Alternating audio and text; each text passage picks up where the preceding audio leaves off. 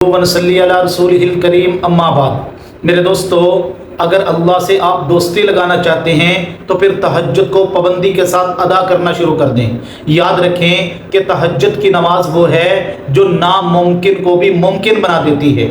رسول اللہ صلی اللہ علیہ وسلم نے ارشاد فرمایا، علیکم بقیام اللیل، اے لوگو رات کے قیام یعنی تہجد کو ضرور پڑھا کرو، فإنہ دأب الصالحین، یہ نیک لوگوں کا وتیرہ ہے، یہ نیک لوگوں کی عادت ہے۔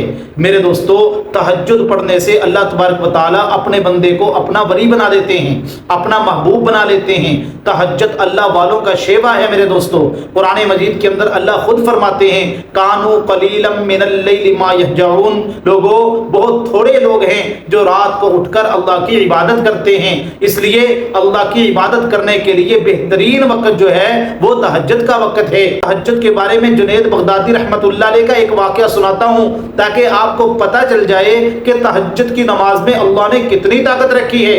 جنید بغدادی رحمۃ اللہ علیہ کا جب انتقال ہو گیا تو وہ محمد بن ابراہیم رحمۃ اللہ علیہ کے خواب میں آئے، تو انہوں نے ان سے پوچھا کہ جنید بتاؤ، آپ اللہ کے دربار میں گئے، اللہ کے سامنے پیش ہوئے، آپ کے ساتھ کیا معاملہ ہوا؟ تو جنید بغدادی رحمۃ اللہ علیہ فرمانے لگے، محمد بن ابراہیم دیکھو، میری عبادتیں ایک طرف، میری ریاضتیں ایک طرف، یہ ساری عبادتیں میری ایک طرف، لیکن جو رات کو اٹھ کر میں چھوٹی چھوٹی رکعتیں تہجد میں پڑھا کرتا تھا، جتنا نفع انہوں نے مجھے پہنچایا اتنا نفع مجھے کسی عبادت نے نہیں پہنچایا۔